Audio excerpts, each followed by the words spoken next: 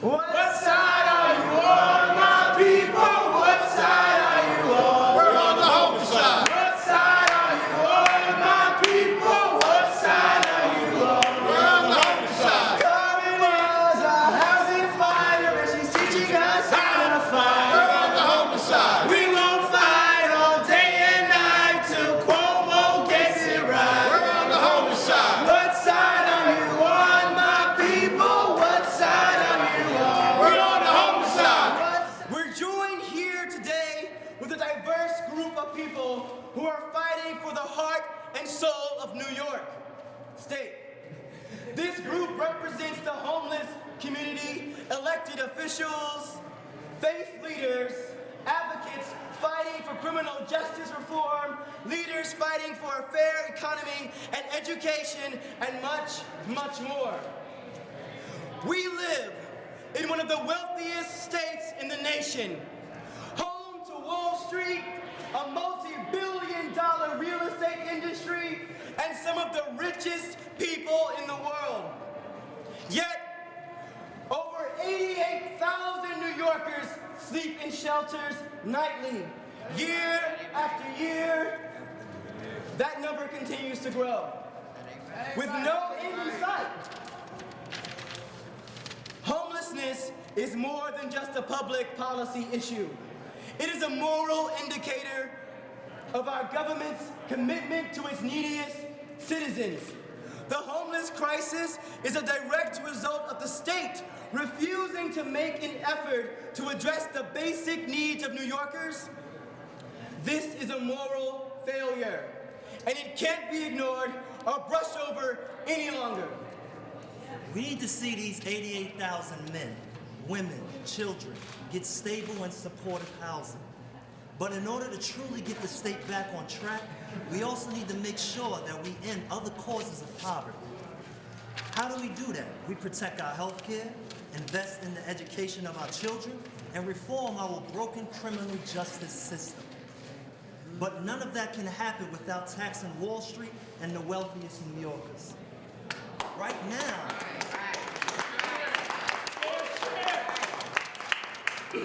specific revenue options that can be used to confront the myriad of issues facing our communities, including homelessness, are being debated by the governor and the legislature.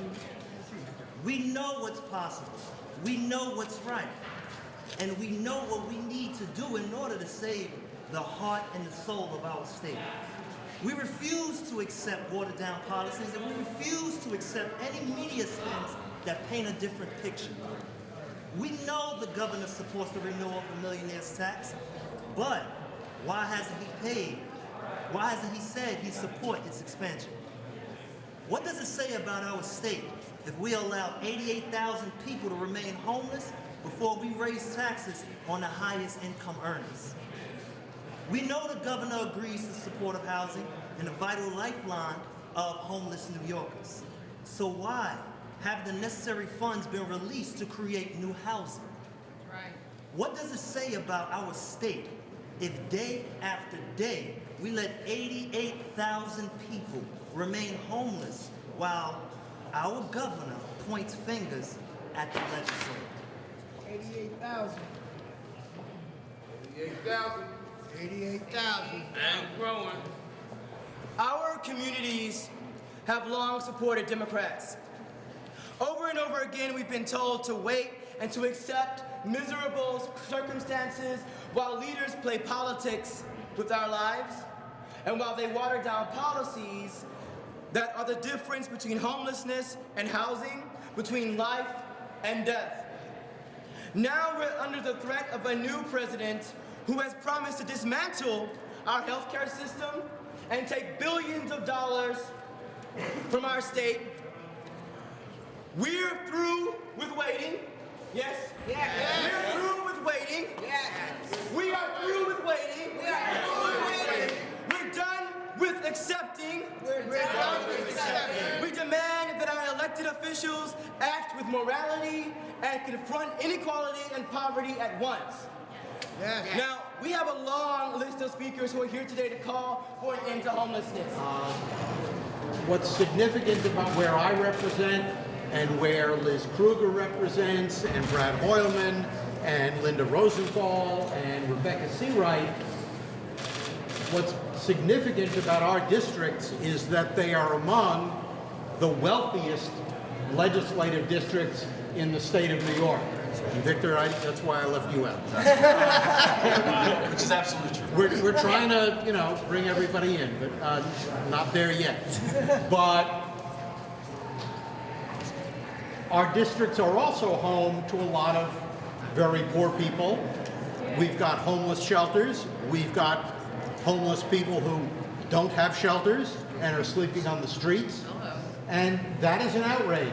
And we need New York to tax the wealthiest New Yorkers what for them would be a little bit more, but for low income and moderate income and working families in New York could make an enormous difference in housing and healthcare and education.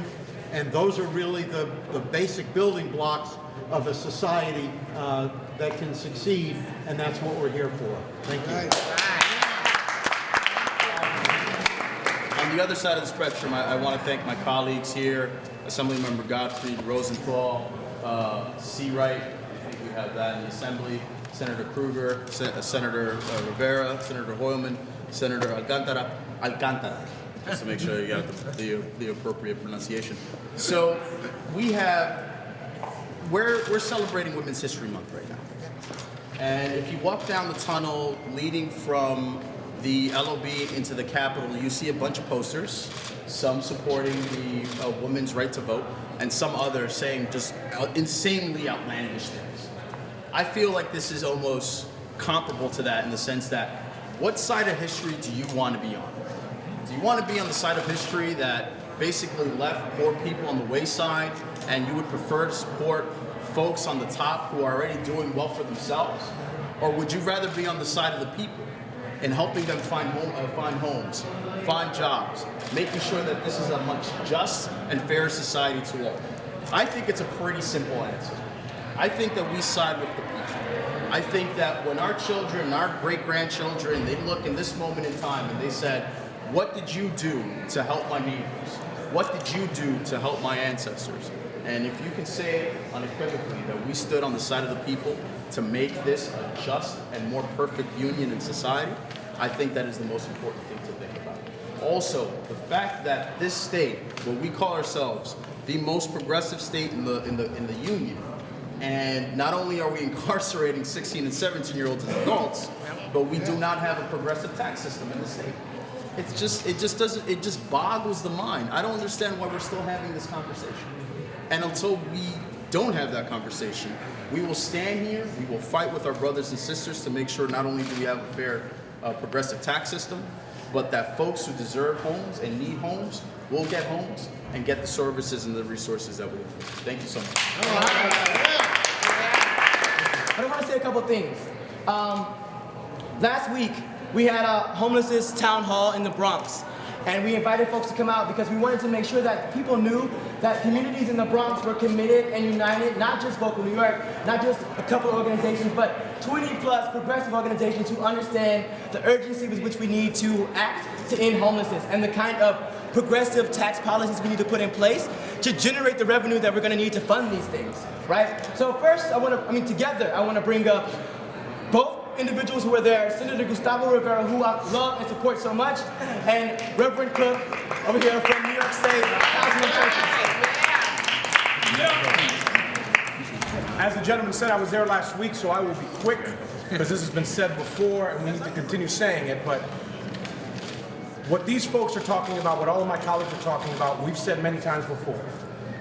And the fact that I have this gentleman, who's the leader of faith next to me, tells you that this is a moral issue that we have to deal with. There are thousands of individuals that have nowhere to live. That's right. And if we say that we are a society and that we have responsibility to each other, then we must, from those that are, how is it said in the Bible? From those of much is given, much is expected, which is what these folks are saying. Fair taxation, which would mean more revenue for things like providing homes for people who need them. I stand with my folks, with my colleagues in the Senate. I stand with my brothers and sisters in vocal, and I will continue to fight as hard as I can to make sure that this moral imperative, providing homes for those people who need it, that we can achieve that. Thank you. All right, thank you.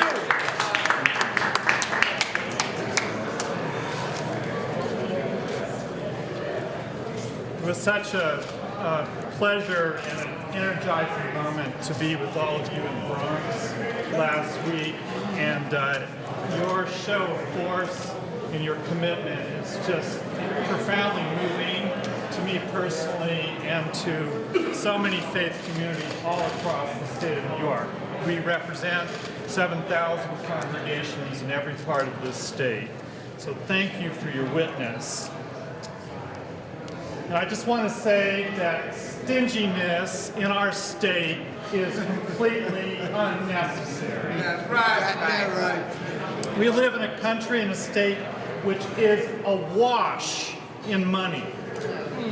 There is so much money. Yesterday, the stock market went up, what? Yeah. 300 points. Yeah. Right? Somebody made a lot of money yesterday. It wasn't me.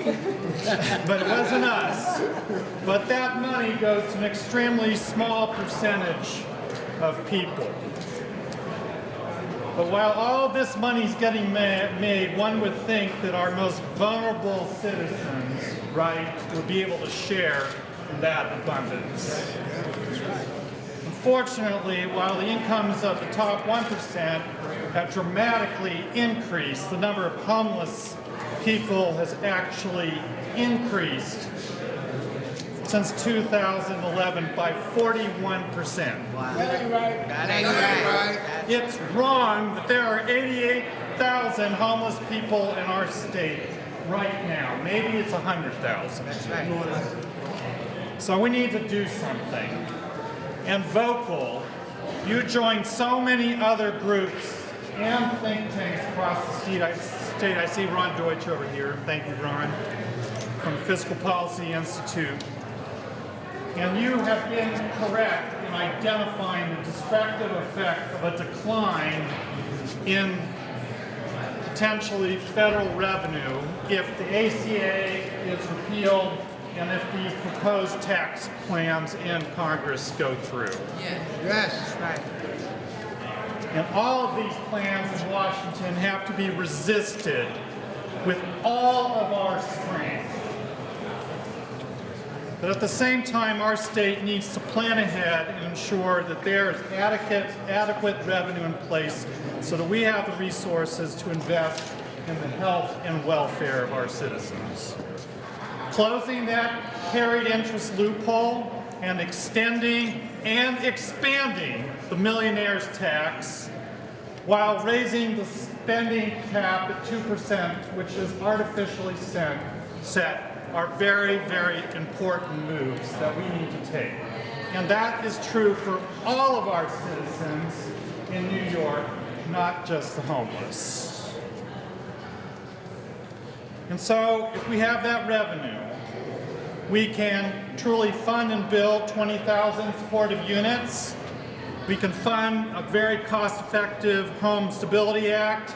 We can provide adequate legal representation for people across the state, including in housing court, and pay for housing in our state by those affected by AIDS and HIV. In God's economy, there is enough money. Yes. But we need to allocate the money in the right way. So we need to join with the prophet Isaiah in crying out when he said, "Woe to those who make unjust laws, to those who issue oppressive decrees, to deprive the poor of their rights and withhold justice from the oppressed of my people, making widows their prey and robbing the fatherless." What will you do on the day of reckoning, Isaiah asks, when disaster comes from afar? To whom will you run for help? Where will you leave your riches? And so we've had enough here, right? We need to lay our riches in the right place in this state and listen to that prophet. It's not right to give rich people even more money while neglecting the poor. So it's time to get vocal, right? And make it clear that we've had enough of the political posturing and the empty promises and the pretty speeches, and we need to seek justice and seek it now with a very loud and prophetic voice. We need to act and do something for the most vulnerable in this state. Thank you very much. Thank you. Thank you, Reverend Cook. And Senator Gustavo Rivera. Next, I want to bring up two other senators, longtime allies, champions for a lot of things for us, for our communities, Senators Brett Hoyleman and Liz Kruger. Hi, everyone. So as Dick Gottfried said, some of us, Brad and I included, represent districts that are not the poorest districts in the state of New York. I actually represent the wealthiest district in the state of New York. And I am very comfortable standing here and saying I am fine with increasing taxes on the uber wealthy. They, in fact, will barely even notice their taxes went up. I spent 3 hours yesterday in a room with 5 economists discussing their projections for the state of New York's future. And they were all talking about the Trump policies. And they were all talking about the radical reductions in taxes that President Trump and the Congress are promising the wealthiest people. So I would actually argue that this is the time not only where New York State must ensure we have the revenue to address issues of homelessness and poverty, but that in fact this is the time when, because of bad policies at the federal level, those federal taxes are going to go down on exactly the population we think can actually afford to shift some of their money to government to provide key services. And the reality is, if the federal government and Donald Trump are successful and radically reduce taxes for the wealthiest and corporations, he will also radically reduce money coming to the state to provide for the people in need. And we will be bleeding more. And we can't let people bleed more. When you're standing here talking about 88,000 people who are homeless, and we know that the face of homelessness has shifted to being women and children, not that there aren't single adults who are homeless, but statistically it is women and children who've been priced out of the real estate market. And I get told by fancy economists yesterday, things are going to do great for Wall Street, things are going to do great for high-income people's bottom line, but our employment level is going to be flat and our wages are going to be flat. And I said, won't that just radically increase inequality in our state? How can that be seen as good for the economy of New York State? It's not. So we need to play a role in New York State, in our role as government, in balancing the situation. So we know what Washington's going to do. We know what we can do to counterbalance that, to do the right thing, to finally address the issues that have gone unaddressed for so long. I like the sign saying increase funding for civil legal services. You know, the feds are also talking about ending the Legal Service Corporation. How many people, how many elected officials depend on legal service attorneys to help their constituents in housing court, in family court, in criminal court? How many of us depend on legal services to do class action lawsuits to fight to get people benefits they need when the government doesn't do what they're supposed to? Legal Aid just last week settled a case that they tell me will help ensure 10,000 families do not get evicted because it increased the rent subsidy that the state has to pay. We need these services, we need these funds, and frankly, nobody in New York State is going to suffer if we shift some of our revenue policies to ensure that there is more money coming in to take care of people who most need our help. So thank you all for coming to Albany, and I know on behalf of the Senate Democrats that we are committed to shifting the unequal balance of money and policy in this state. And my fabulous colleague, Brad. Thank you. Thank you, Senator. And thank you to vocal and the religious community for being here. I can't quote scripture, but I can tell you chapter and verse that the problem is right behind you. Hello. Yeah. The problem is the New York State Senate, who last year, by the way, proposed a tax credit for yachts and airplanes. Right. Yachts and airplanes. Now tell me, what are the priorities? Yeah. What are the priorities of the New York State Senate? You know, the budget, you've heard, is a moral document, and that is so true. Where is the humanity? Where is the morality of the New York State Senate when we are proposing tax credits for millionaires when our constituents are homeless, our constituents are sick, our constituents need child care, our constituents need jobs and medical care. Yeah. So, as a New York City resident, I am proud to be a cash cow for the vulnerable people in our population who need assistance. You know, we have legislation that if we taxed the second homes, not the first, but the second homes that cost $5 million or more of New York City residents, you know how much money we'd raise? We'd raise over $500 million for Pierre Arters, those fancy apartments that go for $20, $25 million, I gotta say, in Senator Kruger's district. And that is money that we are leaving on the table, folks. Money we're leaving on the table to help the most vulnerable. So I say to Vocal, continue to be vocal. We gotta get the millionaires tax. We gotta expand it, like you say. We gotta close the carried interest loophole. We have to make sure legal services is funded. And I'm incredibly proud to be the Senate sponsor of the single point of access bill. Can we hear a round of applause?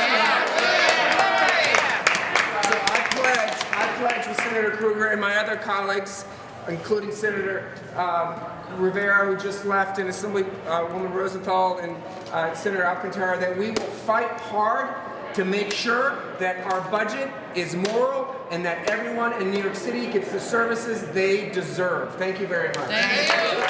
Thank you so much. You go first, all right. The winner is the poor.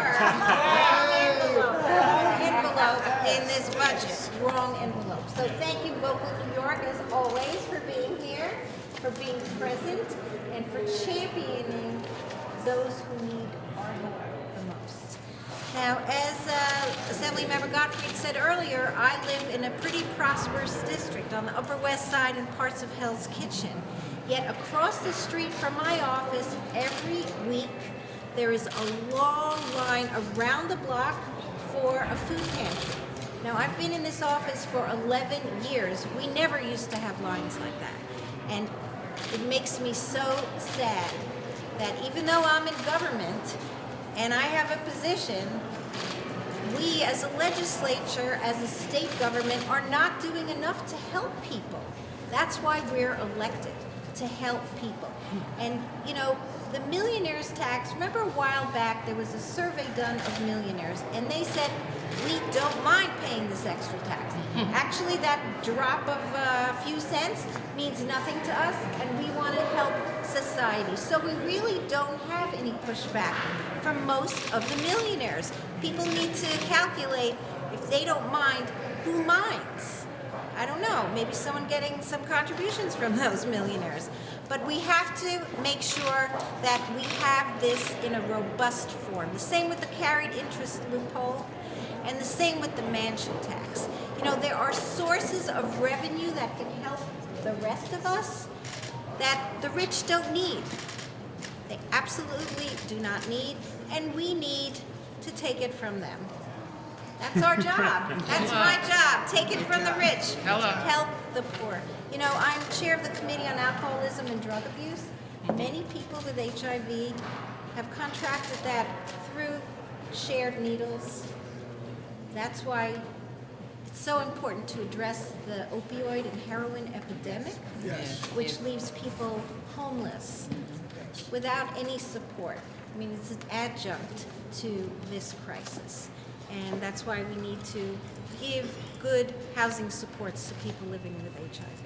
I mean, there's so much to do, and there's such an opportunity, and we can't waste this opportunity. So that's why we're all here today, you know, speaking loud, speaking proud, and saying, government is here to help the people, not the rich people. And, you know, we're all here fighting for the same cause. And in our unity, there is strength. Yes. And we are going to overcome. Thank you. Thank you. I'm here to talk about taxes and tax fairness. New York has more rich people than anywhere else in the country. New York is a great place to be a rich person. People are making fortunes on top of fortunes on top of fortunes. We have more billionaires than any other state in the union, and we have a homeless crisis with 88,000 New Yorkers living in shelters and 1.7 million more living in poverty. The extreme of rich and poor is unsustainable, and our state and our economy will be better if we bring down the folks at the top a little bit and we lift up the folks at the bottom a lot. Yes. There are several measures in this year's state budget that will raise billions of dollars to fund the strong and substantive homelessness crisis prevention plan that Vocal has put forward, right? In both the Assembly One-House budget and the Senate One-House budget, we'd like to see an extended and expanded millionaires tax, which I think Ron Deutsch is going to talk some more about. And we'd like to see a provision to close the carried interest loophole that lets the richest of the rich pay a lower tax rate than teachers and truck drivers. Right. We have a lot of allies in both of these efforts. Community groups, labor groups, faith groups, lawmakers that have been standing up for all of New York for years. We have strong sponsorship of the carried interest bill in both houses and strong support for raising taxes on millionaires from newspapers all over the state, from leading business leaders. We got this group, the Patriotic Millionaires, that says we're millionaires, tax us, we can afford to pay, and the economy will be better. The carried interest loophole closure alone would raise $3.5 billion for ending homelessness, public schools, stronger health care, clean energy infrastructure, all the things our state needs.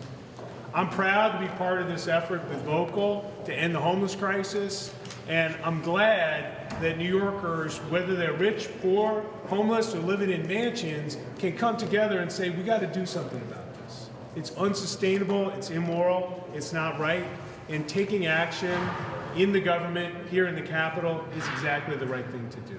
Thanks.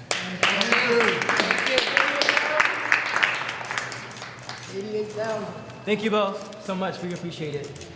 Next, we're going to hear from the only woman Latina in the Senate, Senator Marisol Alcantara, and I'm going to also bring up with you Ron Deutsch from the Fiscal Policy Institute. Thank you, Vocal New York, for having me here. I represent Marble Hill, Washington Heights, some parts of the Upper West Side and Chelsea. Broadway is like the dividing line. I call it Soweto, South Africa. It's the dividing line between the have-nots, a mostly immigrant community, and Upper Washington Heights, which is mostly upper middle class. And I always said that if you count the number of people in Washington Heights, families that live renting rooms, the number of homeless would quadruple, would go up by 10,000 people. It's embarrassing that we live in a city, in a state that is the most racially and economically segregated that I have ever seen in my life. Amen. Not only are schools segregated, our neighborhoods are segregated, where we feel like poor people. It's embarrassing that in the richest country in the world, we have about 84,000 people in New York that are homeless. Where people are paying $3,000 for a one-bedroom apartment.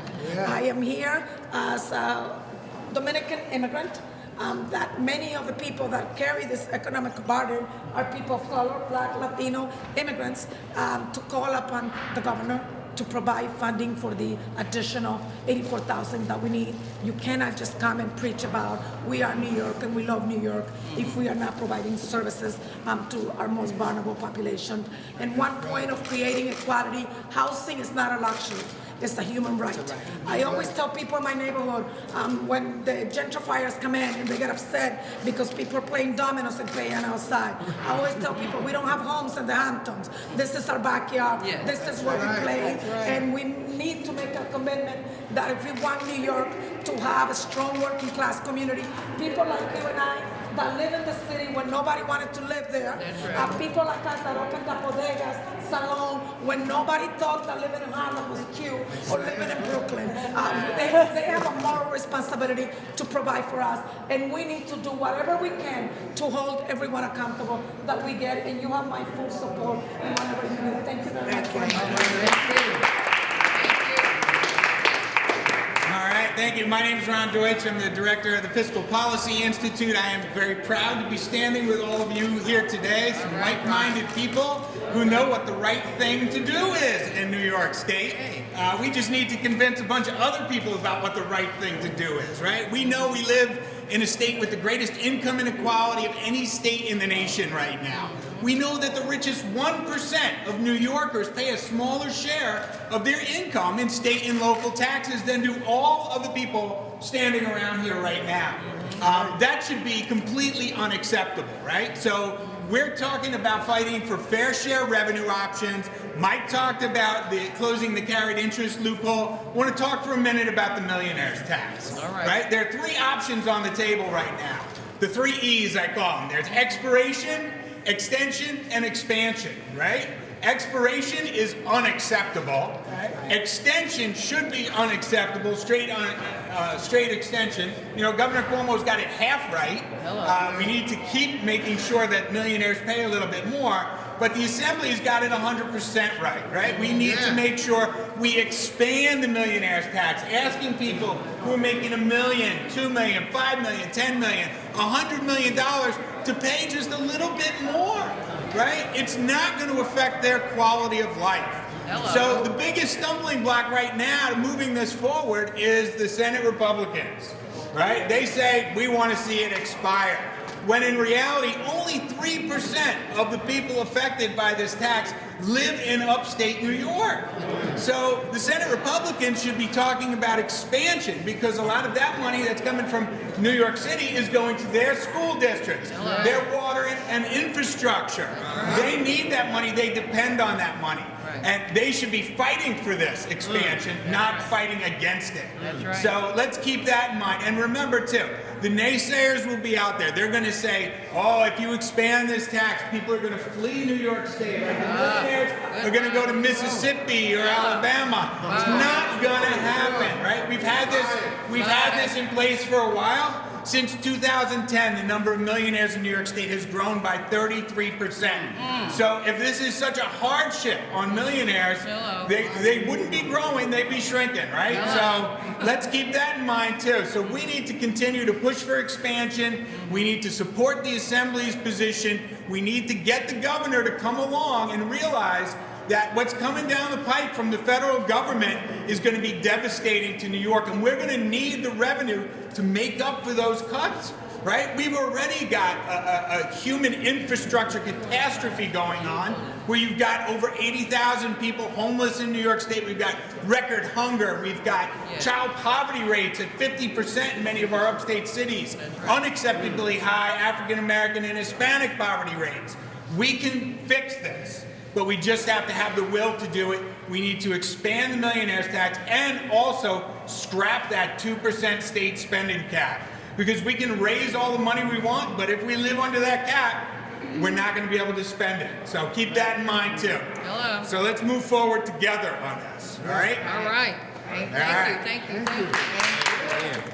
I'm Jamal T. Bailey. My grandfather James was the original J.T. Bailey. He brought up a family from North Carolina and fed 8 kids because he was a hardworking man, and he was able to provide what for them? He was able to provide housing for them.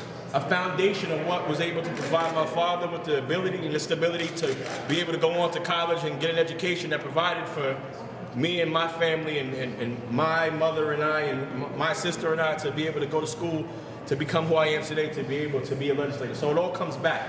Everything eventually connects. And when you think about what eventually connects and how homelessness is going up and wages don't seem to be rising at the same rate, I represent the 36th Senatorial District in the Northeast Bronx, Northwest Bronx, and the city of Mount Vernon, and it's trying times there. Folks are concerned about not just where their next meal is, but where they're going to have that next meal at. We can no longer afford to not support supportive housing. You need to come and have meetings with folks, how this housing changes their lives. When you put a face to what this does for people, it gives them a fresh start. It gives them an opportunity to provide stability for their families. We can't be in a position to take that away from people. As government, Assemblywoman Rosenthal mentioned that we need to be making sure that we are adding, not subtracting. I see this renew and increase funding for civil legal services. I'm an attorney, and I practice in housing court. It is one of the most depressing places I've ever been in my life. You have people who go there and they go there with no hope. And they leave with even less hope. And they leave without a place to live. And we're not asking for luxury condos. We're not asking for a big deluxe apartment in the sky. We're asking for basic housing for people to live. This is not something that is a huge ask, folks. So I stand with my colleagues in government. I stand with the most important portion of what we are in the state of New York, the people. And I say that we need to make sure we're fully funding and we're making sure that we're increasing funding for civil legal services, extending the millionaire's tax, because as Mr. Deutsch pointed out, we're not asking you to break the bank. We're asking you to pay your fair share. And what's fair is fair for everybody in the state of New York, not just millionaires, those making $40,000. So I thank you, and I appreciate you for inviting me to this event. Thank you. Thank you. Because it hurts all of us. It hurts all of us morally. And he was right. But a year has passed, more than a year has passed, and nothing has changed. And in fact, more people have lost their homes. Homelessness has increased. We can't accept this anymore. It's a myth for anyone to say that we can't afford not only to reduce homelessness, but to end homelessness. We can afford it, but it will take the super rich paying their fair share. And it's not only about homelessness, it's about all the programs that we need this money for, so that we can educate our children, we can end poverty in New York City. All of these things can happen, but we have to ask the super rich to pay their fair share, to extend the millionaire's tax, to close the carried interest loophole, and to spend the money that needs to be spent to invest in our people. So thank you so much. Keep up the great work that you're doing.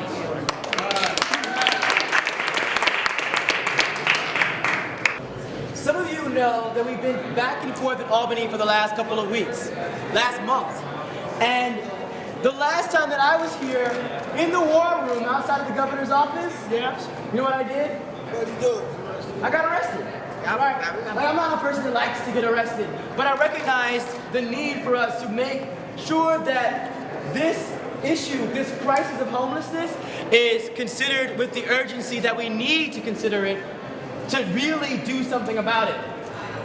And I wasn't alone. A lot of you in here were there with me. And we had this chant.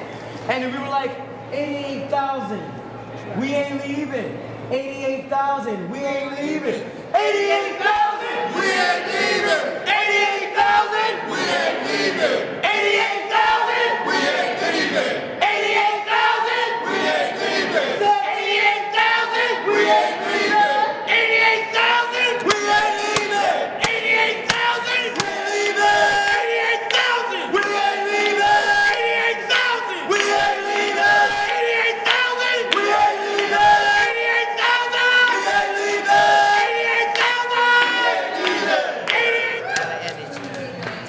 I'm going to present two speakers. Suzanne Zamit from Hunger Action Network of New York, and Laura Case, Community Voices Heard. All right. I was actually going to do a chant also because I figured we needed a little bit more excitement, but you guys did it. But let's just do hunger and homelessness has to go. Hunger and homelessness has to go. Hunger and homelessness has to go. Hunger and homelessness has to go.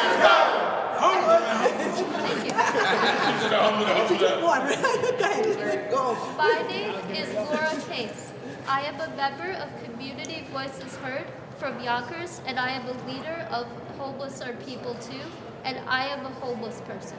Westchester County has our state's second highest number of homeless people after the city. Many of us live in drop-in shelters, only open at night. The place that I stay closes at 5 in the morning. Having nowhere to go, we wander the streets of our city. The place that I stay has no showers for men, so they have to walk a mile to a city bathhouse just to be able to bathe. I have stayed at drop-ins so overcrowded that we have had to sleep in plastic chairs or even on the floor. I have stayed at drop-ins that have had no fire extinguishers or alarm systems in buildings put on fire watch. And my county has empty beds in its residential shelters that it refuses to fill. It is time that my community does not live like this anymore.